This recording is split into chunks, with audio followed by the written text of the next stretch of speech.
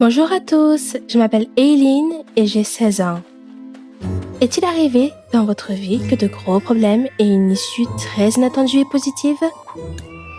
Regardez cette vidéo jusqu'à la fin et vous découvrirez comment j'ai confondu une meilleure amie avec la directrice dans un endroit pas très agréable. Je suis toujours au lycée en ce moment et j'ai une amie adorable, Monica, avec qui nous sommes amies depuis l'école primaire. Nous n'étions probablement pas les filles les plus respectées à l'école. Nous étions aimées pour notre courage et notre capacité à faire une bonne blague si nécessaire.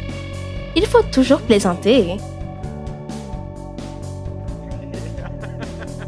Et le truc, c'est que Monica et moi avons adoré inventer différentes choses et les faire à l'école. En règle générale, j'étais l'initiatrice et Monica était toujours prête à m'aider. Bien sûr, nous n'avons jamais transgressé la loi et nous avons essayé de faire en sorte que nos actions ne blessent personne, mais ne fassent que rire tout le monde. Cependant, la directrice de l'école n'a pas trouvé cela amusant. Et c'est pourquoi les visites chez elle sont devenues la norme pour nous. Mais cela n'a fait qu'ajouter du zèle pour nous. Et après chaque conférence exténuante de la directrice, nous avons immédiatement commencé à trouver de nouvelles idées. L'histoire que je vais vous raconter a commencé en préparation pour Halloween. Tout le monde attendait avec impatience ses vacances et était occupé à s'y préparer. Monica et moi n'avons pas fait exception. Je me suis creusé la tête pendant longtemps pour savoir quelle farce organiser cette fois. Et j'ai finalement décidé de faire quelque chose de style film d'horreur pour que les poils de tout le monde se dressent. Avez-vous essayé d'impressionner votre entourage? Comment avez-vous fait? Pendant que je réfléchissais à la façon de faire cela, il y a eu une rumeur de l'école qui est parvenue à nos oreilles. Et c'est avéré que certains gars ont dit à tout le monde que nous avions abandonné et que nous ne pouvions plus rien donner d'intéressant et d'original. De plus, ils ont déclaré que cette fois, la coupe de la meilleure farce et toutes les vues sur YouTube leur parviendraient. En entendant cela, j'ai été indignée. Qui était-il pour nous mettre des bâtons dans les roues? J'ai décidé de prouver aux petits effrontés qu'ils s'étaient frottés aux mauvaises. Et Monica et moi allions faire une petite blague pour ces gars. Mais en cours de préparation, nous nous sommes fait prendre par une femme de ménage. Et bien sûr, malgré nos appels, elle a tout raconté à la directrice. La directrice nous a fait la leçon, encore une fois. Probablement déjà pour la énième fois. Et elle a donné quelques jours de travail. J'étais furieuse, mais pas contre la directrice, mais contre moi-même, à cause de notre stupidité, et encore plus contre les gars, parce qu'ils nous ont forcés à faire cette farce avec leur commérage stupide. Nous étions très instables, mais nous n'allions en aucun cas abandonner. À un moment donné, Monica et moi étions en train de délibérer dans les toilettes, discutant d'un scénario d'une farce. Et soudain, nous avons entendu des gloussements derrière le mur, ce qui nous a déjà tendus. Ces punks ont-ils tout entendu? Et puis là, boum!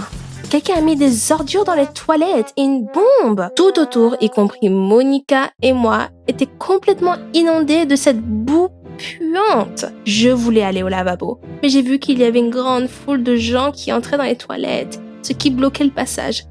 Bien sûr, la plupart se sont moqués de nous, et j'ai entendu certains des gars dire que ça ressemblait à Monica et j'ai vraiment abandonné.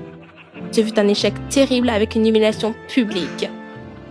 D'ailleurs, nous avons vu dans la foule comment ces ragots et ces menteurs Titus et Cooper, qui ont rampé hors d'une cabine voisine, ont ri aussi. Je voulais leur dire tout ce que je pensais à leur sujet en ce moment, et devant tout le monde. Mais je n'ai pas réussi parce que la directrice est venue, et nous avons réalisé que nous avions de plus gros problèmes. Encore une fois, nous avons dû écouter les notations de la directrice et avoir encore quelques jours de travail. Quand Monica et moi sommes arrivés à l'école le lendemain, nous avons réalisé que notre réputation n'était plus. Nous sommes devenus l'objet du ridicule, des filles des toilettes de cette même vidéo. Il s'est avéré que Titus et Cooper ont filmé notre honte devant la caméra et posté la vidéo sur Internet. Je n'étais pas prête à l'accepter et à abandonner. Monica aussi. J'ai proposé un nouveau plan pour une farce. Risqué, mais si tout réussissait, ce serait une victoire. Nous exposerions les gars comme des lâches. Il serait très difficile de se débarrasser de cette stigmatisation. Afin de réaliser mon idée, nous devions aller à l'école le soir et tout préparer. Nous avons dû transporter un épouvantail citrouille à l'école pour y entrer le lendemain et effrayer les gars. Ils hurleraient de peur comme des petites filles. Nous savions qu'il y avait un petit trou dans les portes de l'école. Nous y sommes arrivés la nuit et avons facilement pénétré le terrain de l'école. Lorsque nous avons escaladé le porche, j'ai réalisé que la porte était ouverte. Honnêtement, j'ai eu peur d'entrer dans une école vide. Mais Monica m'a remonté le moral en disant qu'après les cris de la directrice, je n'avais plus rien à craindre. Et nous sommes allés à l'intérieur. Avez-vous déjà rêvé de vous faufiler dans votre école la nuit? Tout à fait l'ambiance. Nous sommes allés dans la salle à manger et avons décidé de tout préparer. La salle à manger de notre école est un endroit fougueux, le plus approprié pour une farce effrayante. Monica voulait aller aux toilettes. Ce n'était pas loin de la cafétéria. Elle m'a proposé, pendant son absence, d'installer une caméra pour capturer notre triomphe sur ces stupides gars. Je suis restée seule et je me suis mise au travail. Mais c'est encore plus effrayant d'être seule. J'ai imaginé des bruissements et même des pas.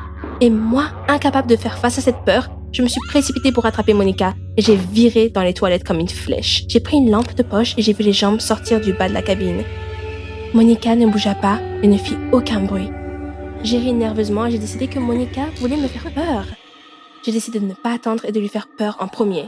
J'ai tiré la porte de la cabine avec force, déterminée à lui faire peur plus tôt.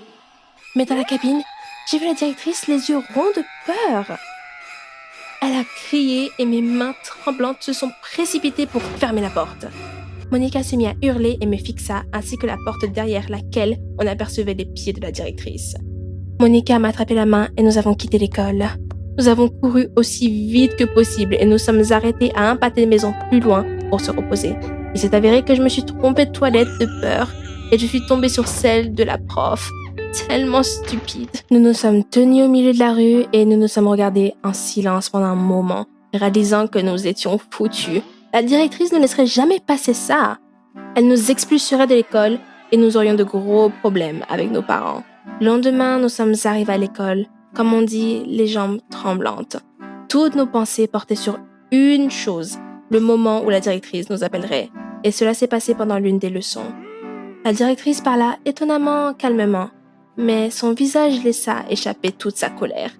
Elle nous a informé qu'elle était arrivée hier soir parce qu'elle avait reçu un appel de la police lui disant qu'une alarme s'était déclenchée à l'école. De plus, le même soir, quelqu'un à l'école a cassé une fenêtre. Bien sûr, ils ont mis cette vitre cassée sur notre dos, car il n'y avait pas d'autre explication de la situation. Et l'argent qu'ils prendraient à nos parents était très nécessaire pour les réparations. Monica et moi avons supplié la directrice de ne rien dire à nos parents. Elle ne répondit rien et secoua seulement la tête. Quand je suis rentrée à la maison, sans avoir le temps de me glisser dans ma chambre, ma mère m'a attrapé la main. J'ai immédiatement réalisé qu'elle savait tout. Mes parents ont juste paniqué. Je ne les avais jamais vus comme ça avant. Ils m'ont dit qu'avec les parents de Monica, ils devaient payer pour la réparation de la fenêtre. En plus d'écouter les tirades sur notre niveau d'éducation médiocre, c'était aussi très difficile de dissuader la directrice de ne pas nous expulser de l'école. Nos parents se sont portés garants pour nous, donc si nous rencontrions encore des problèmes, nous devrions chercher notre école. Le lendemain à l'école, Titus et Cooper nous ont approchés. Ils ont dit avoir entendu parler de la situation dans laquelle nous nous trouvions. Nous nous sommes tendus et préparés à repousser une vague de jubilation de leur part. Mais Titus et Cooper, à notre grande surprise, ont proposé d'enterrer la hache de guerre et ont exprimé leur sympathie, ajoutant qu'ils ne voulaient pas se retrouver eux-mêmes dans une situation similaire à cause de la stupide rivalité. Alors, ils ont admis, un peu gênés, qu'en fait, par leur ragot et leurs actions, ils ont attiré notre attention. Et ils ont choisi une telle méthode pour être à égalité avec nous. Et maintenant, ils ont vu que c'était imprudent et plutôt stupide. Monica et moi avons été choqués par cette confession. Nous avons réalisé que les choses étaient allées trop loin et avons convenu d'une réconciliation. En conséquence, nous sommes devenus amis avec eux et une entreprise amicale. Les enfants parlèrent de nous à l'école pendant longtemps, se souvenant de toute cette situation. Mais nous ne nous soucions pas de l'opinion de nos camarades de classe. Tout cela m'a aidé à comprendre qu'il est temps d'arrêter cette intimidation et de courir après la réputation de farceur notoire. Car si vous faites une fixette sur l'opinion des autres, vous pouvez vous perdre et faire des choses stupides. Cependant, périodiquement, nous avons continué à plaisanter et à faire des blagues entre nous, afin de ne pas inquiéter les autres. J'espère que vous avez apprécié mon histoire. Si tel est le cas, n'oubliez pas de mettre un j'aime et de vous abonner à la chaîne. Il y a de nouvelles histoires intéressantes ici tout le temps. Et vous pouvez cliquer sur l'icône en forme de cloche pour les voir en premier. Je vous souhaite bonne chance et que tous vos ennemis deviennent vos amis.